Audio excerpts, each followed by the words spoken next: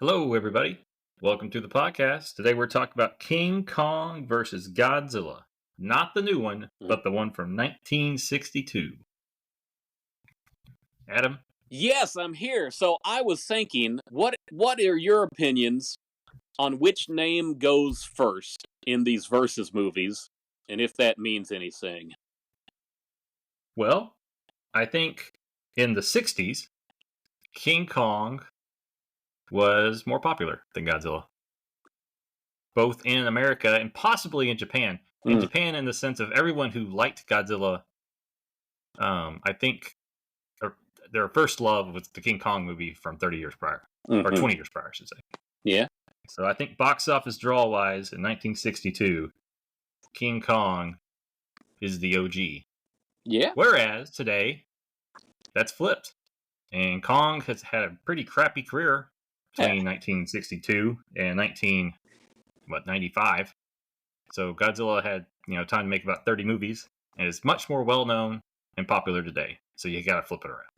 And yet, somehow, I find ironic that the 1962 movie, even though King Kong's name comes first, it is a little bit more of a Godzilla movie. It might be fairly balanced, but I think Godzilla gets more screen time. And then you look at the modern movies, in which Godzilla's name comes first, Kong might get more screen time in both of those films. Yeah, well, it helps that this was made by Toho. I will say that in no continuity or audience or decade should anyone make the mistake of thinking that King Kong is as powerful as Godzilla. So you really can't get around that. You got to work the story to kind of fit it. I will say, and today, I think the part of the thing today, though, is with the CGI, it is still much easier to convey emotion and a human thought process with Kong's face as opposed to a lizard. That's true. And I think that plays into it. You really don't want to see a Godzilla that's too emotionally expressive either. No, then you're Showa era. Well. 100%. Which, I mean, there's pluses and minuses to these things. But my gut feeling is that this movie begins the Showa era. Maybe not officially, but in tone, something changes here versus what came before. Yeah, and it's funny because the next movie, the Mothra movie, kind of goes back to the mood of the first two. But then right after that, maybe they're comparing box office, and they decide we need to go family friendly, get the kids involved, make some toys, and went back to the pro wrestling themes. So Ishiro Honda returns to direct this movie. He did the very somber original movie. I don't think he did the sequel, but he was not able to call every shot on this movie because the effects director, as I read somewhere, was getting a studio mandate to make this professional wrestling. Yes. What do you think about that? I understand why Honda would feel the way he felt, and I understand how Toho felt the way they felt.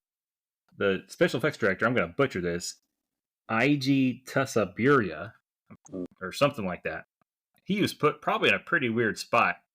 Though I will say, even with him, he told the two guys in the suits that basically you could do whatever y'all want. So they practiced their little pro wrestling matches and then performed them. So I don't know exactly how much the special effects director pushed the actors in the suits to do anything particularly. So it may have been more he just told the two guys, hey, they want a pro wrestling match. Go practice with your suits and have at it. All right. So but I do understand the director. I mean, you make the original 1954 Godzilla. He may or may not made raids again. I'm not sure with you. And then he does this. Like, that's like a whole, like, if you're making a sequel to your movie, you probably do want it to be in the same tone. Well, maybe not in every aspect, because I believe Honda did want to do a lot more comedy with the human story, but he wanted the monster bit to be something that, oddly enough, grounded the whole thing in believability. Yes. Yeah, I think you're right. I read a quote somewhere, and I don't have it in front of me, that he thinks children should be afraid of the monsters, All right. whereas Toho wants to sell toys to the kids. So Yeah. what do you know? What do you know? I think Toho made the right decision on this one. So, Adam, I guess before we get into too much of this, we should say that we watched the Japanese version of this movie, Yeah, that was a great and surprise. I I feel like I've been lied to my entire life. Yeah, you have. This movie, up until very very recently, this is probably the only Godzilla movie where people just straight up did not have access to the Japanese version. I've had movies where you've had limited getting to Japanese dialogue, but Mm. in terms of the actual Japanese version, like this is a very recent development, as in, what was it, 2015-ish or something like that, 2010, I forget the exact year, where you did not have access to this movie with subtitles in English. So even if you watched the Japanese version, you couldn't understand it. And the American version is horrible. It's a bad movie. We grew up our entire life thinking Toho made a bad Godzilla vs. King Kong movie, and we're throwing stones at them. How do you mess this up? And I they never. didn't. They did not. Universal did. So I guess we could go deeper. Now we could select our adventure here.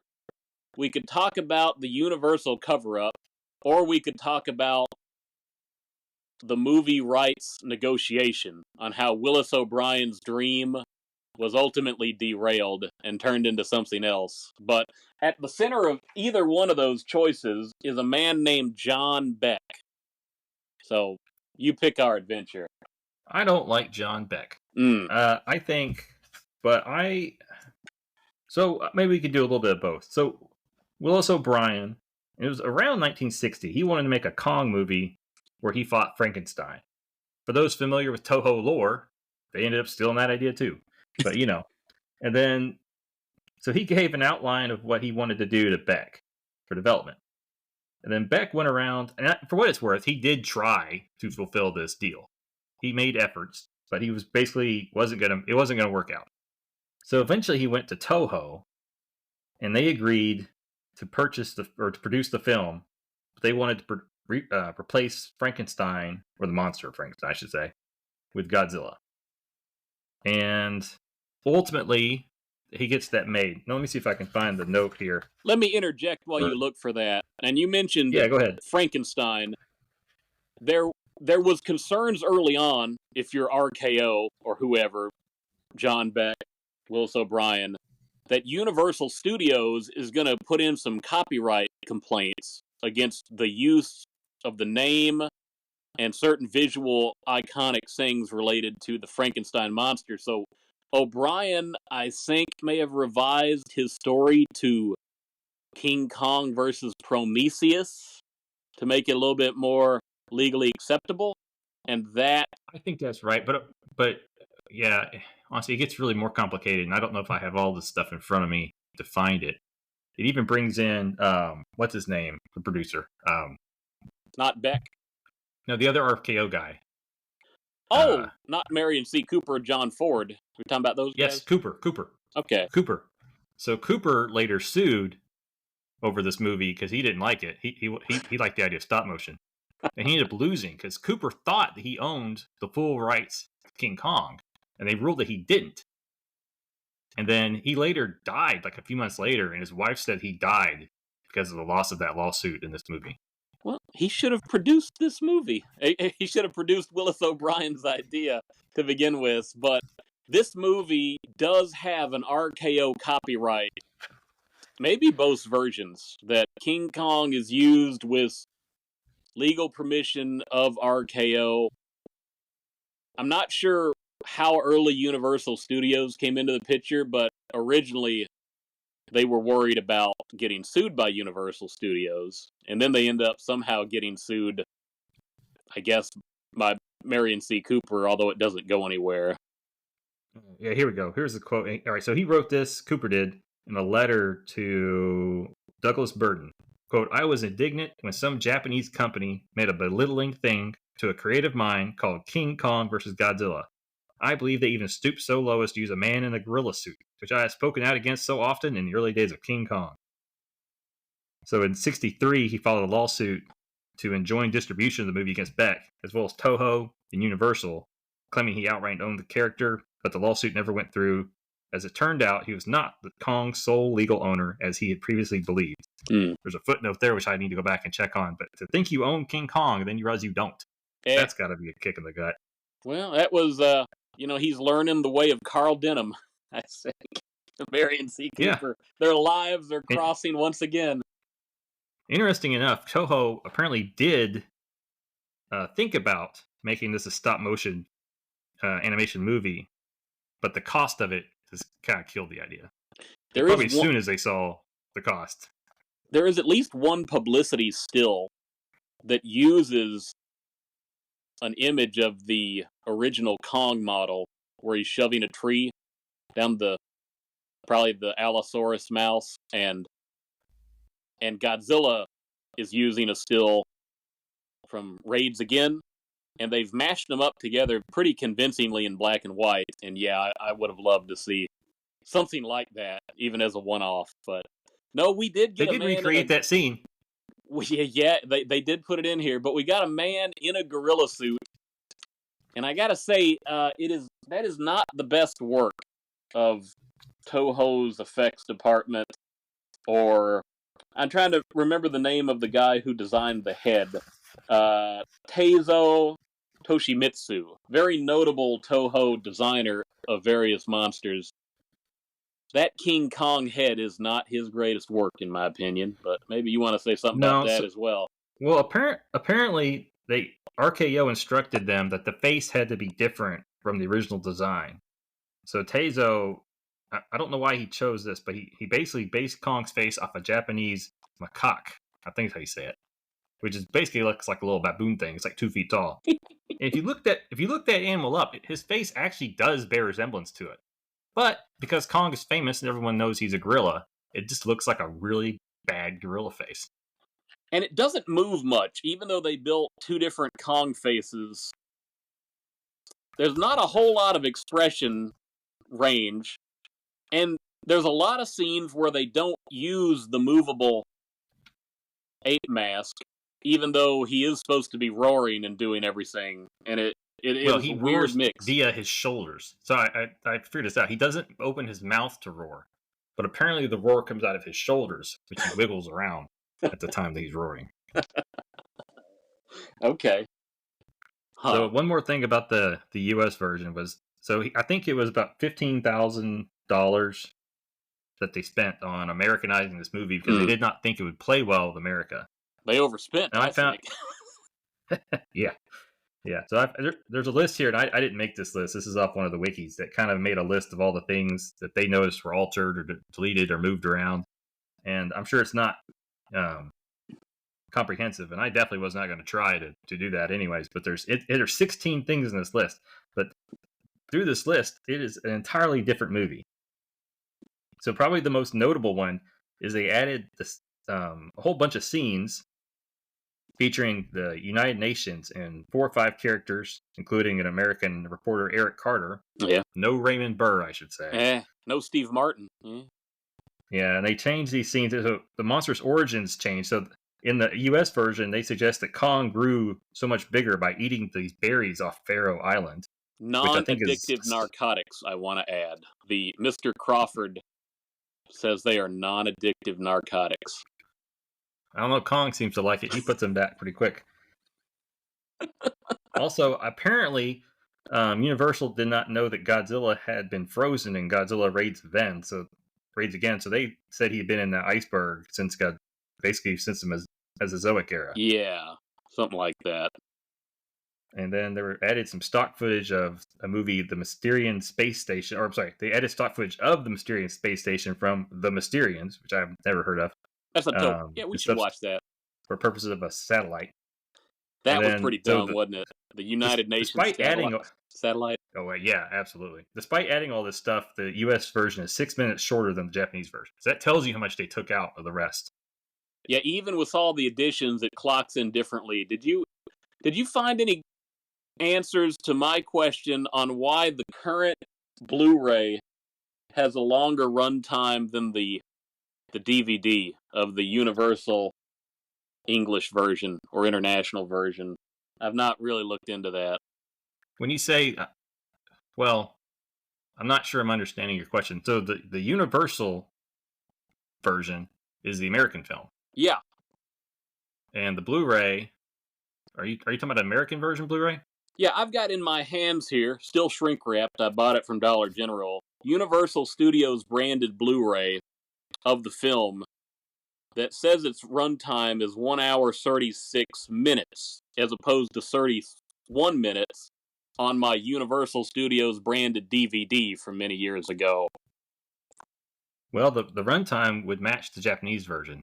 So Interesting. Maybe they just screwed up when they were printing the label, but I've not I figured think it's out that mystery. I had the DVD popped in today, and yes, it was 1 hour 31 minutes exactly. But I don't have the solution for why this Blu-ray in my hands has a longer yeah. So runtime. this film, the Japanese version, has a history of being one of the least well preserved films of all time, Ooh. and they lost about 20 minutes of this footage for decades, and then found it and re-lost it again. Oh, good. Ultimately, we got I've some really done that. good. We got a really good uh, print of it now, but they tried really hard to lose this movie to history, like really, really hard. But that would have been the Japanese version, would not have been the U.S. version, so that would not explain your 6 minute differential there. I was surprised at how good the video quality seems to look in the Japanese cut on the Criterion Collection Blu-ray versus the the Toho footage that was reused for the English cut by Universal. You can tell a noticeable, even after 1 year, maybe it's preservation, but the Universal version looks a lot rougher than the Toho on the Criterion. Maybe that's Yeah. Criterion Collection Well, doing something. so I own the Criterion Collection, but I haven't opened it, and I didn't want to open it just for this movie because I had accidentally bought a bootleg version of the Japanese version of this movie. And so I watched that one instead, and I was curious to see what it looked like. It looked great. And I looked online, and apparently it looks a lot better than the Criterion edition. Right. So Toho recently released 4K edition of this movie, and they've updated completely. Unfortunately, that copy does not have English subtitles. Assholes, but so I'm not. My only way of understanding what happened with my copy of this movie, which I'm not going to say who produces it because it is bootleg, but you can find it on eBay pretty easily.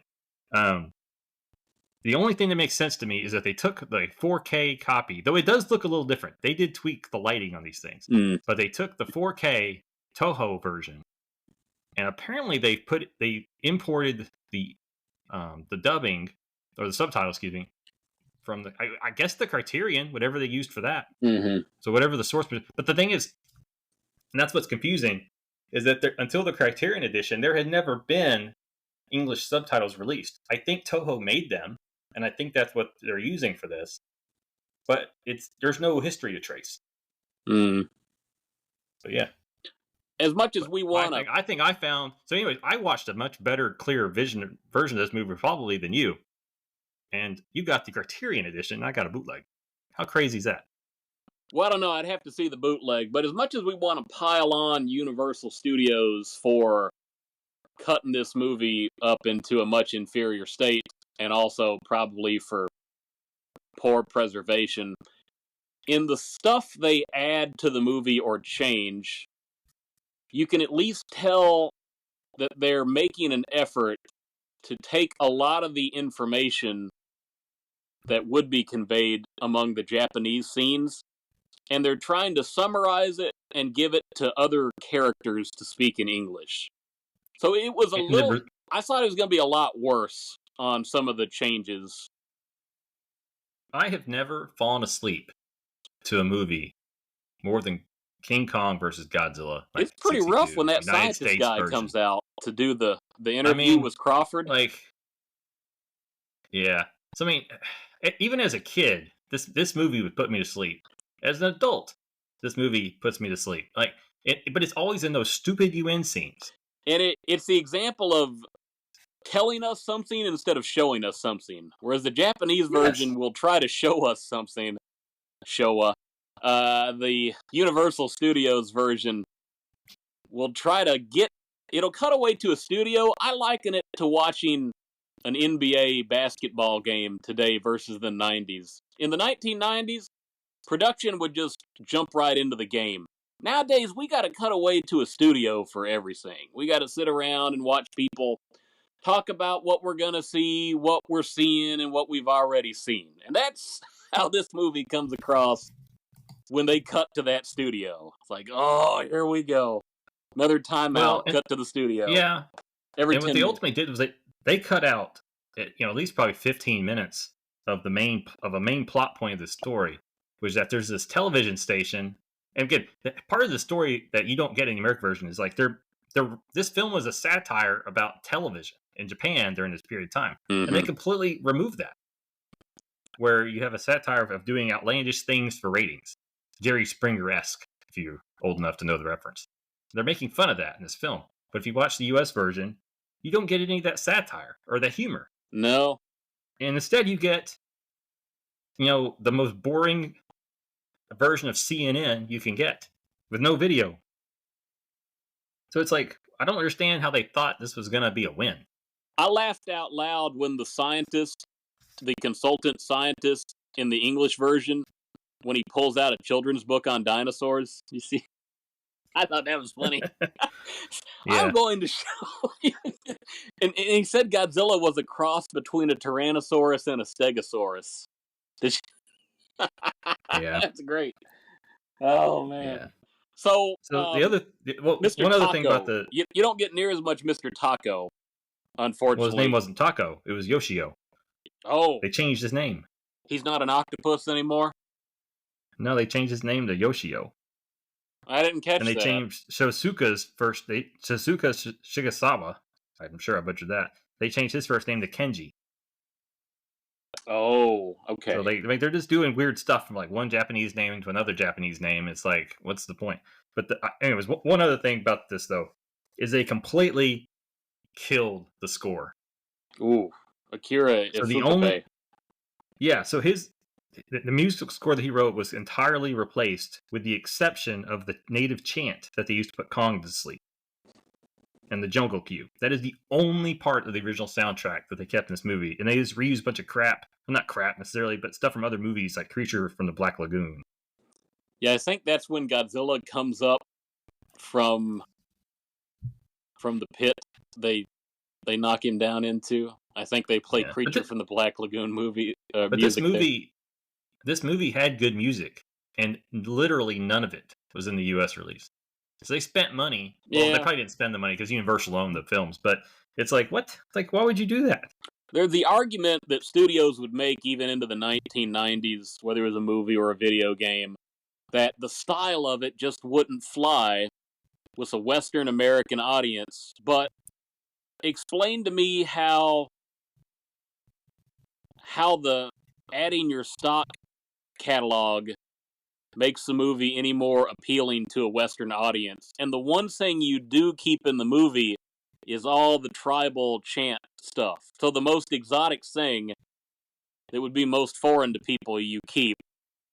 But all the other cues you get rid of, because why? Yeah. Well, did they forget that Godzilla 1956 was a hit? And they kept the music in that.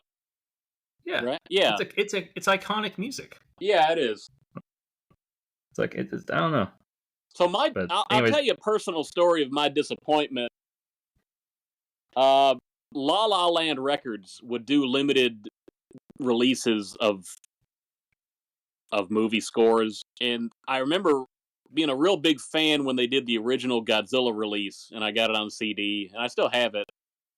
And I didn't really bite on any of the other films because I saw King Kong versus Godzilla, and I thought that would be terrible to buy. But no, I didn't quite understand the difference in the Japanese quality. And of course, it sold out. So if I wanted the same release today, I'd probably have to pay unreasonable markup fees on a secondhand market. But there you go. Yeah.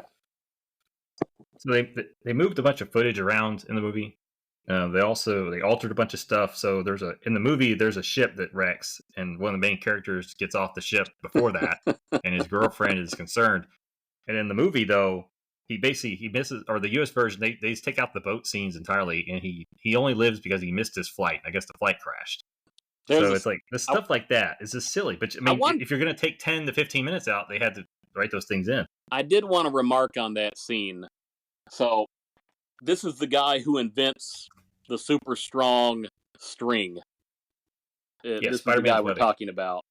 And his name is Fujita, right? Yeah. I don't remember what they called him in the English version, but he invents a special wire that's as strong as steel, as pliable as silk. And he says he's got to ship off. At the same time, the TV station employees are going to not Skull Island, Faroe Island, and he's on the boat because he's got to test its practicality for shipping vessels. And there is a scene in the Japanese version where the ship says they got to go back because the submarine is in trouble with Godzilla, and he suggests they'll just let him off somewhere along the way. But in the English version, when they've rewritten his backstory, that he's supposed to have been on an airplane, and there's a few survivors, and the girlfriend who's also the sister of one of the TV employees. To clarify, not the girlfriend and the sister of this guy. Well, there's two guys. You never know, but hey, you're in Kentucky, man. Yeah, so she's got to go to the northernmost Japanese island, Hokkaido. I don't know. And she's got to see if he's one of the survivors. So when her best friend Tammy or whatever comes in to Fujiko,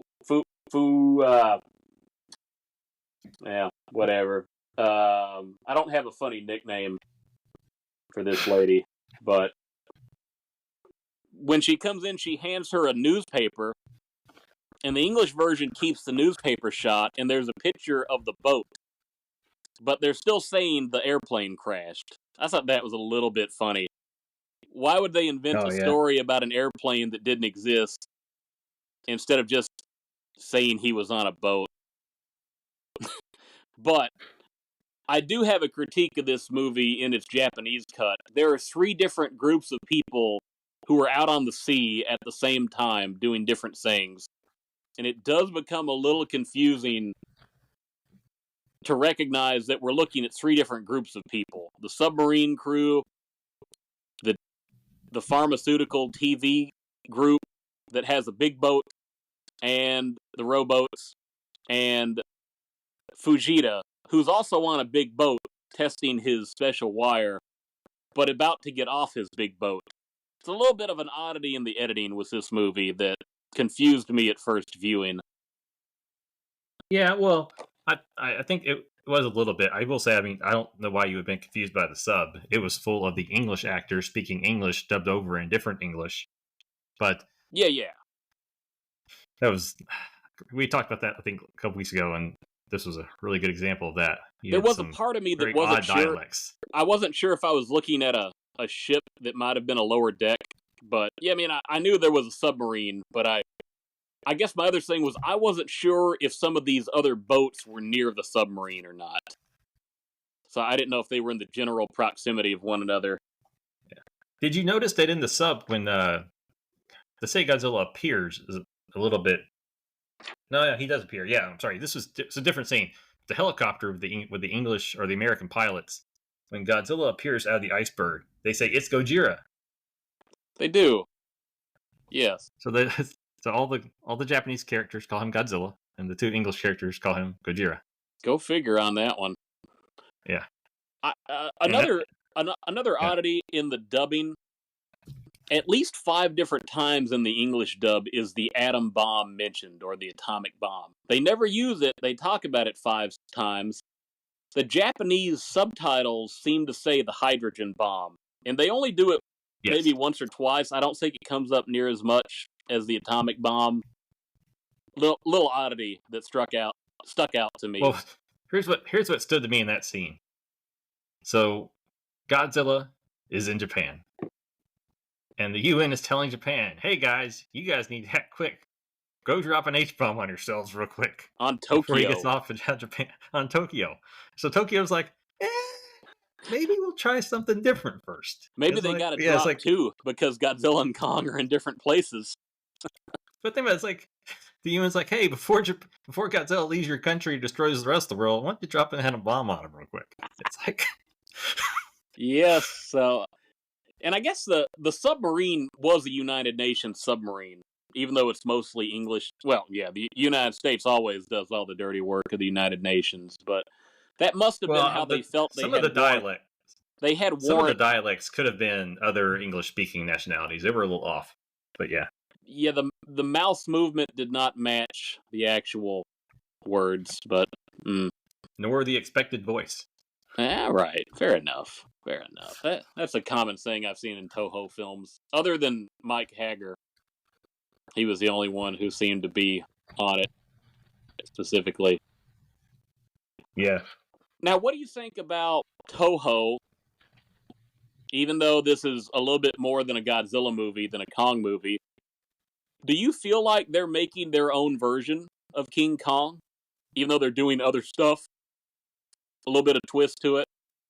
Well, I mean, Have I they? think they're trying to pay tribute to him. I think the people who made the Godzilla movies love King Kong. I can't imagine that they would have even looked into the idea of using stop motion animation if they weren't serious about the the idea of it. I think they failed with the suit in terms of conveying like a emotion on the face, but I think the face didn't look like Kong because basically RKO Studios said they couldn't. So I don't know. I don't. There's enough scenes in this movie too that pay tribute to little things in actual King Kong that I don't think they're trying to change him too much. Other than they obviously made him a lot bigger just to make it realistic of a fight. Mr. Taco is Mr. Taco. He's definitely a Carl Denham for a new Absolutely. era. Yeah. No, And I mean I see a lot of parallels. we might even say whenever we get to the 1976 King Kong, he's very similar to the Charles Grodin character, who is not Carl Denham, but has a little bit of a Yeah. different. He has more of a.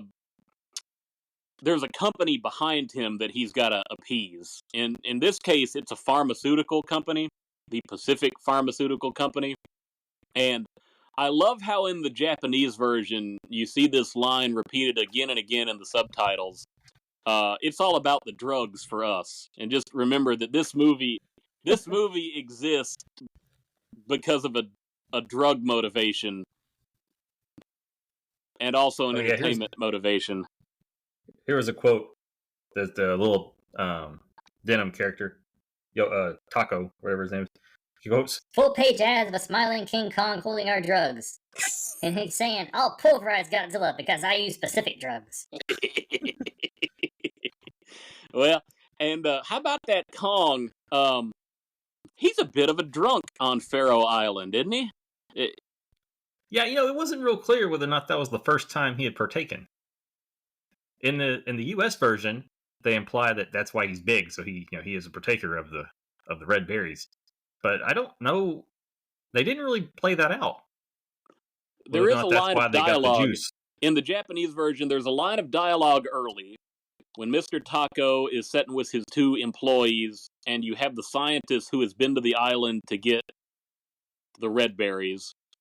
He says that the islanders have said that the mammoth evil spirit has awakened. It makes it sound like Kong had been in hibernation and he's recently awakened. Now, I don't know why the islanders have the giant fence built. Maybe they had to do that in a hurry. It did not do a very good job of keeping Kong out, but they're using the red berry juice as an offering, perhaps to appease him. You got a tornado warning down there? Oh, we just got some fire in Trucker Zone. Oh, I was going to say, yeah, like King Kong's coming. Play that alarm. We live in a cut through. If they don't take our way to get to the other side, then they have to go quite a ways around. But yeah, because they also make the comment that the animals there like to eat the juice. So I don't know. I hear what you're saying. It was unclear. Maybe we're losing it in the dubbing. Mm. Some of the clarity of it, or the subbing or the dubbing. We definitely lost it in the dubbing. Yeah. Yes. They just rewrote it.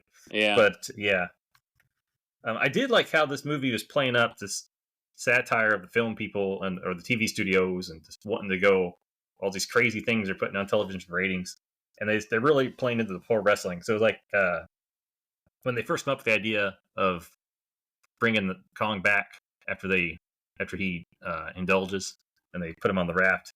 There's a girl that says, "Who's stronger, King Kong or Godzilla?" And one of the guys who worked there says, "You idiot, it's not a wrestling match." And then Taco says, "Fantastic, I like the idea, King Kong versus Godzilla." And he's fully dressed in his expedition outfit when he comes out. Yeah. You sure it's not your house on fire? Oh, it's not my house. It's Mount Juliet. They don't have too much to do at one time. All hands on deck. I will say there was a lot of good quotes in the Japanese version of this movie. Not so much in the English version, though. No. Like when they get to the island and they see the natives in their brown face and they're arguing whether or not they can stay. Eventually they give them music and cigarettes, including to a kid. And the chief says, "You can stay, but we are not responsible if the evil spirit eats you." And then the guy's flunky goes, "And me with no life insurance." It's like, yeah, it's a work trip. Didn't his get friend the right. says, "Never mind that.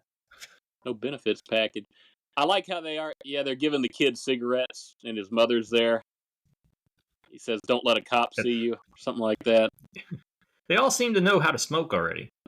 I'm sure they have. They just haven't had tobacco cigarettes pre-rolled like that. It's a bit of a living the high life, I think. I guess so. Here. I thought the giant squid was the best effect in the movie. Did they use a real squid and put it on film? So they used 4 real squids, and when they were done, 3 of them got released, and the 4th one was the director's dinner. Yeah, man. Here we go. So the squid was the first time where I was starting to think to myself, when you convert a movie to 4K, you're seeing some details that were originally not there. Mm. So one of the prop squids they had, I guess they put some shrink wrap on it to make it look slimier, squiddy, slimier. But I thought it came across like Kong was just picking up some crinkled helium balloon. Like it just was a pretty bad effect. And there was another spot where Kong's in the water, and he gets out of the water, and his suit's wet, and it just looked like the worst kind of a wet dog. I like the scene where the Japanese defense military was shooting at Godzilla while he was wading across the water. That looked pretty good in Toho scope before he's making land. Yeah. No, there was a lot of it was a good movie. Like, it was a good movie. Like, people like this movie has a bad rap for the last 30 years or 40 years or however old we are now. But they did a good job with this. What did you think of the line when they were getting ready to have them have their second battle? And it says one of the characters, one of the scientists said, "Heroes cannot coexist. We'll let them destroy each other." That was in the dub or the subtitles? At least the subtitles. Yeah, subtitles. Yeah. I didn't quite understand the heroes cannot coexist. I was wondering about the choice on that, but it seemed like Titans would be a better word. I don't know. It did seem like Godzilla vs. Kong intentionally referenced that. Or maybe it was King of the Monsters to let them fight. Yeah. That was in the trailer. It's become something of a meme recently, but good to know that was in the original Japanese cut. What'd you think of Kong chewing on the wires and enjoying his shock therapy?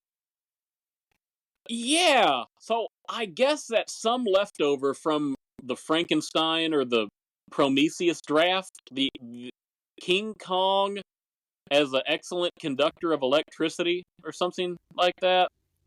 Yeah, it was equally odd. I mean, it was just as odd as the electricity keeping Godzilla at bay. That's never worked. I mean, I guess this is only the third movie, not a lot of background, but So in 1954, there's a famous scene of him busting through the power lines. yes, But that's not this Godzilla, because that one died. that's true. So this Godzilla is at least, what's the word? He's hesitant about electricity. I guess we have to establish that. Yeah, at least of the million or billion, I can't remember off the top of my head, volts that they had going. And yet, King Kong, even though in the Japanese cut everybody expects him to be a fried ape, he not only withstands the power lines, he picks it up and puts the live wires into his mouth and chews on it and really gets a buzz. And that's an important plot point. In the English dub, the scientist guy in the studio already says King Kong gets powered up by electricity, even though that scene doesn't happen yet. So the English... And we would have no reason to think that, because there's not electricity on that island. Well, you had lightning, but yeah, they have no reason to know that. And I guess to knock the Japanese a little bit, just because King Kong is able to withstand all that and even enjoy it does not mean it powers him up. They don't have any way of measuring his power before that versus after. Well, yeah, I did measure, like, they seemed to they seemed to think immediately that he was powered up. In reality, it's just like, why do you think he's powered up? Just because I think anyone would seem a little powered up if they stuck their finger in a socket. They're going to get a little excited for a second.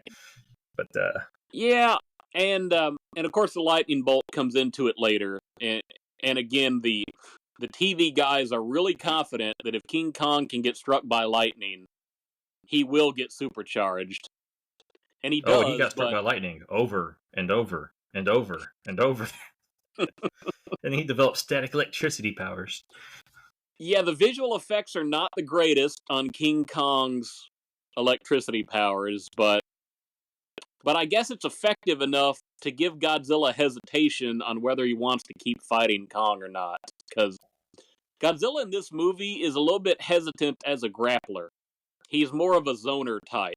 He will use his radiation breath to keep an opponent at bay. He doesn't have great aim with it.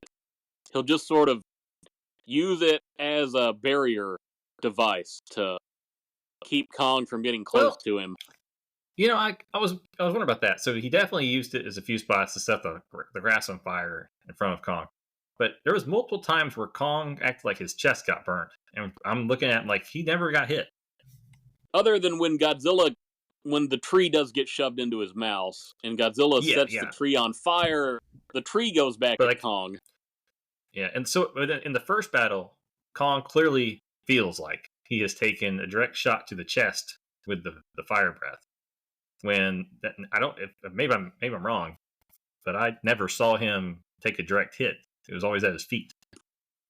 He was trying to see if his chest hairs were still there. That's what I think he was doing. Possibly. That would I make noticed sense. when he turns around and he walks away, he puts his hand on his head too. I wasn't quite sure what he was doing there. Well, so I meant to mention this earlier. So this movie, in terms of tone, and you were asking about like what this movie felt like. This movie felt like if you took Son of Kong and you had an actor in the suit, the overall tone of the movie seemed to be comparable to that. Yeah. So I can't say that Toho is making fun of RKO because RKO made that movie. They just didn't have a guy in a suit. So King Kong gets a woman in his hand in this movie, and oh yeah, it's nice to know the smallest building ever. What? That's the national. What's it called? The National Diet Building in Japan. Yeah, I'm not sure. An interesting note: in the 1954 Godzilla, he knocks down most of that building. That's where the Japanese government is supposed to be headquartered in Tokyo. But the 54 Godzilla destroyed most of that, and now we have Kong, who, by the way, is probably taller than the 54 Godzilla in this movie.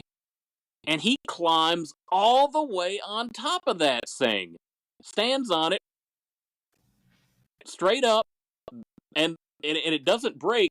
until he starts to go to sleep, and he slides down the front, and he takes out the front steps and some of the facade of it. But even then, it Yeah. doesn't knock the whole thing down. He starts to lean up against it. Yeah, I mean, I was thinking if you're gonna have him climb something, shouldn't you make it look a little bigger? I don't know there was anything in Japan in those days other than Mount Fuji that would be.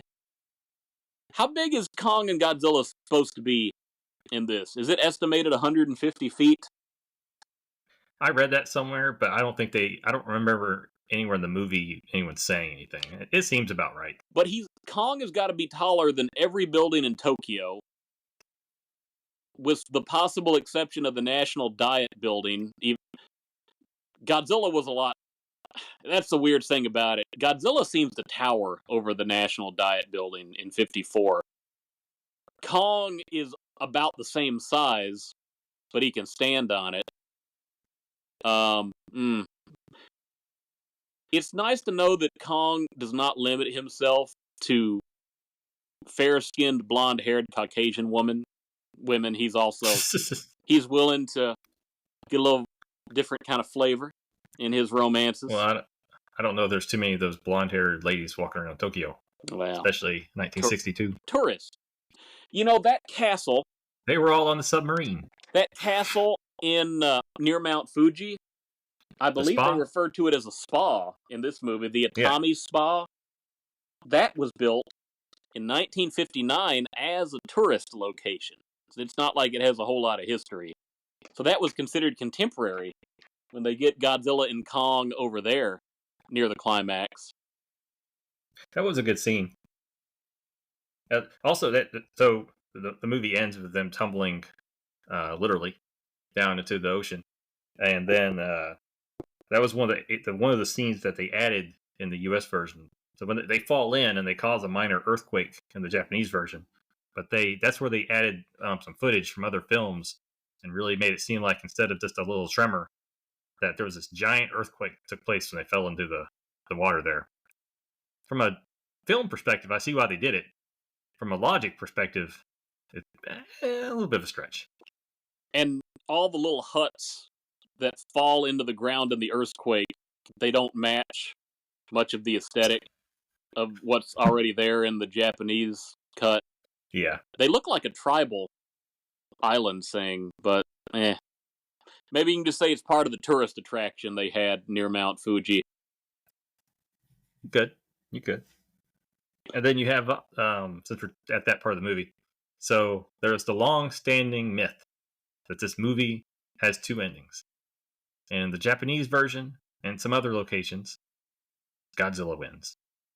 And in America and America-like places, King Kong wins. And that's why at the end of the movie, you see King Kong come out of the water and will fade into the background.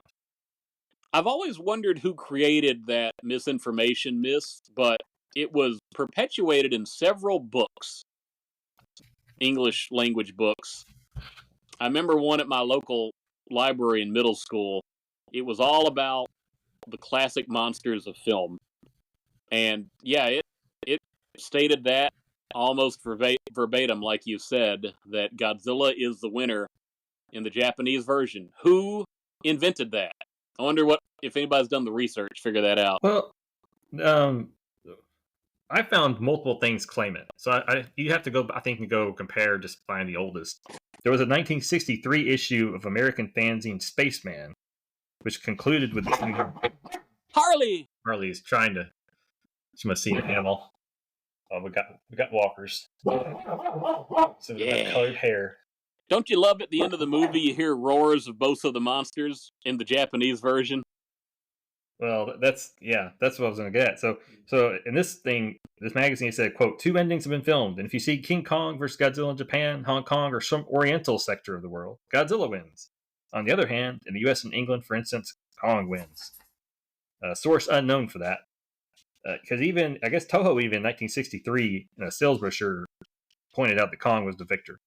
But I think that part of the reason I think it may have happened is because in the American version, you do not hear Godzilla. You only hear Kong roar. But in the Japanese version, you have Godzilla's roar, then Kong's roar. So there's like almost like an acknowledgement that both the monsters are still alive. So Godzilla wouldn't have won, obviously, but it feels more like a tie there. That omitting that does, I could see the omission of that roar being the nugget of truth that in a game of telephone back in 1962 became that, these people writing for their magazines, oh, Kong wins in this one, Godzilla won over there. So there's something to the way it's shot. When Kong emerges from the water, underwater, and he starts to head off, presumably south, back to Faroe Island, it is not a very clear shot of what monster that is. And the only reason you would know is because of the dialogue. And if you can't understand the dialogue, maybe you just assume it's Godzilla walking away instead of Kong, even though it's the same shot. Yeah. No. Well, like even back when I was a kid, did you get the TV Guide magazines? Granny did. Well, I would look at them every now and then on Sunday. Yes, we got them, and I would use them as information to tell me when to stay up late and watch a movie at 2 a.m. Or set the VCR. Yeah. So in the back of the thing, though, it would have basically an index of all the movies and a description of what they were about. And in the TV Guide back in the day, it even said in the Japanese version, Godzilla was the winner. Man, I remember that clear as day. It, but yeah, so it's just pre-internet. I mean, it wasn't exactly an easy thing to fact check. You think that's the first instance of the Mandela effect? Like somebody saw a cut of that movie, and they said Godzilla wins in Japan. I don't know, but it is interesting knowing the controversy now. Like as they tumble in, Kong swims away. The character says, "Did Godzilla die?" And the other one says, "Good question." He very much could have ended his career right there if the movie was not a success and Toho didn't believe there was a reason to bring the character back. Yeah. So, Adam, what did you think of the moral of the story, which was a quote immediately after that? The moral of the story in the Japanese version, there was a theme that was started in the very opening scene of this movie, and it was adapted to some degree in the Universal Studios cut about those things in heaven and earth that we don't understand, or our presumptions over nature and things like that. Are you going somewhere different with that? Very much. So the closing line of the movie pretty much is the wise scientist who has given little nuggets of wisdom throughout. They're talking to him, and he says, "We must learn from them how to adapt ourselves to our surroundings. That's all I can say." Oh yeah, that was stupid. And then you have the end. Yeah. I didn't think that made a whole lot of sense. What movie was he watching? I don't know. I think they should have had Taco give whatever the closing line of the movie should have been, though. It was whatever that would have been. I don't know, but I don't know.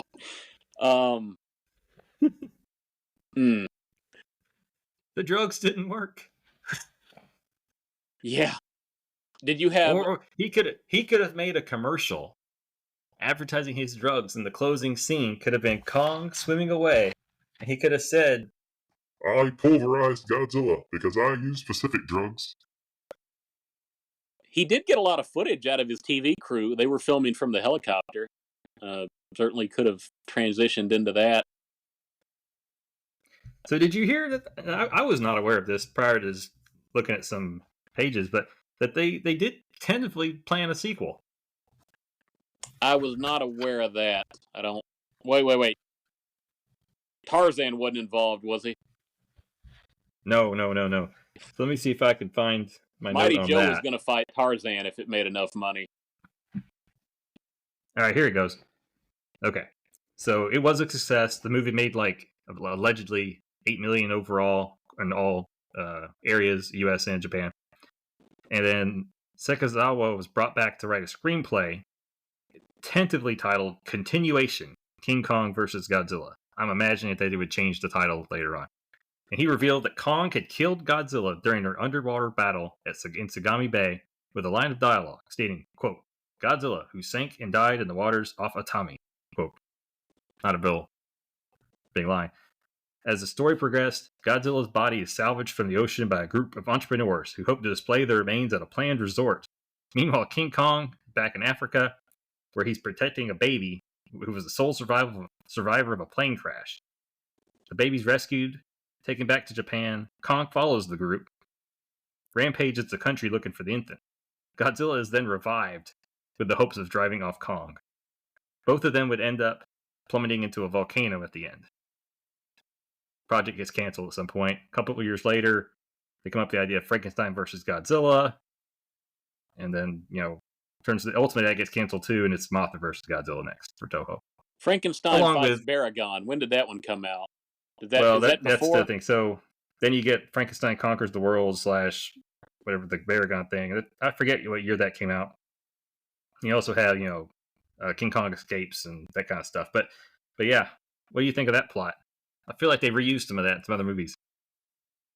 It sounds like Godzilla versus Mothra was the way to go for Godzilla's career on that.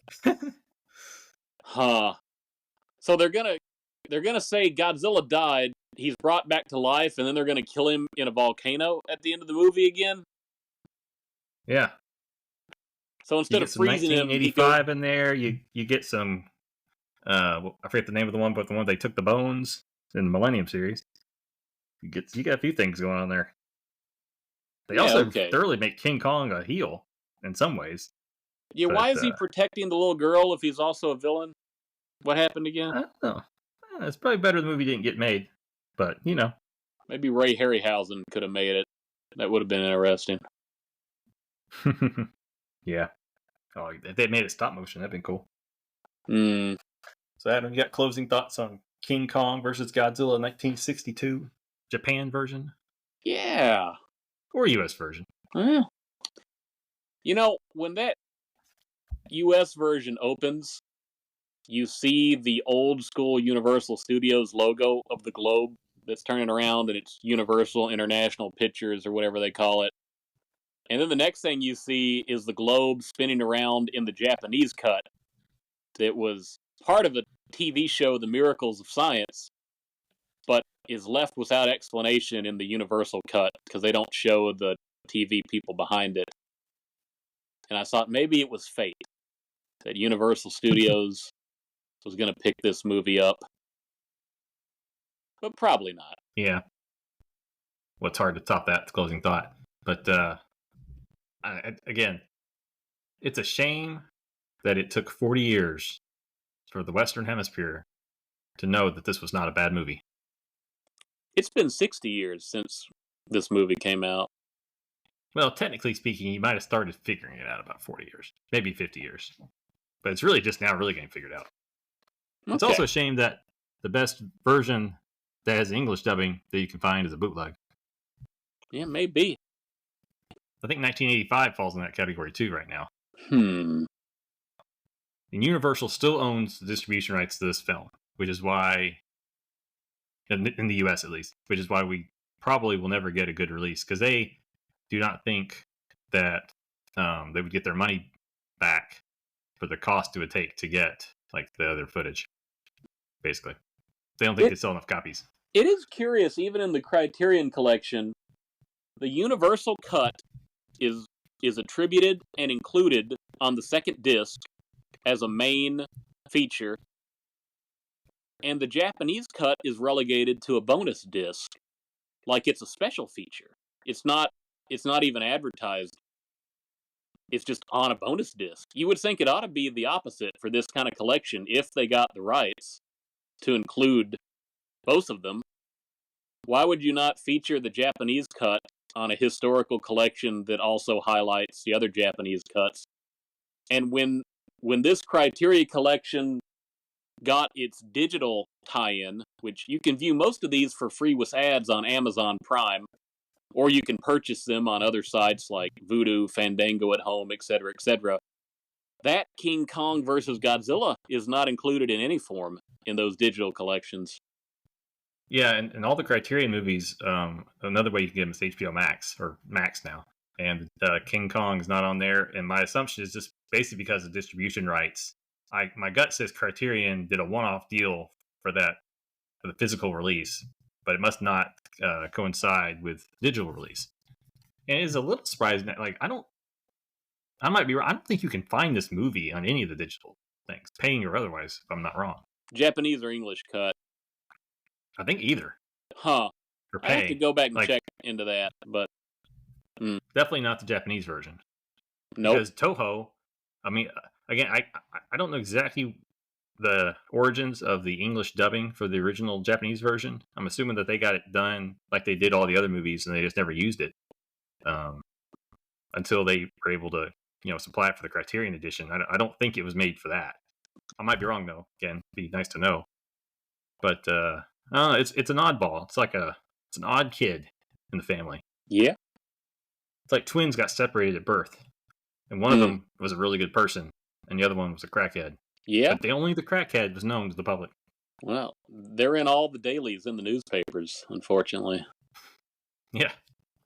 If you do stuff right, you don't get as much publicity in life. You don't get bootleg versions of you. Oh, well. Those who seek shall find.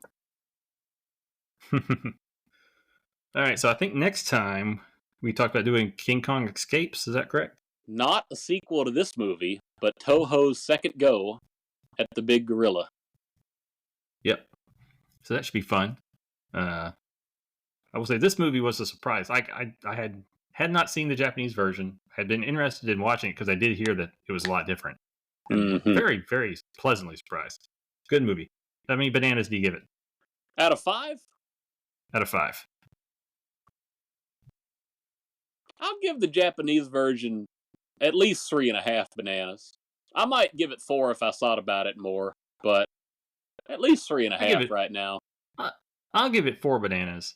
It could have been a 4.5 to 5 banana picture if they had it's still drug on at an hour and a half. If they had taken out 10 to 15 minutes. Do you think they should have merged 2 of the male characters instead of having 2 TV guys? Not Taco, he's different, but the 2 main guys, and then the Tensile guy, the guy who was working with the wire, and they both had a link to Fumiko, except one of the TV guys didn't. He was just there. I thought finding a way to combine those 3 characters into 2 would have helped a little bit. Yeah, I don't know. I think I blame my American self for having a hard time distinguishing between those 2 characters. They don't do much to differentiate them physically. There's a little bit different hairstyles. They're about the same build. Yeah, so I think if I was from Japan and I was watching this movie, I wouldn't have a problem distinguishing between the 2. Well, especially since we're reading the dub and reading the subtitles and not really listening to the voice, it does get difficult.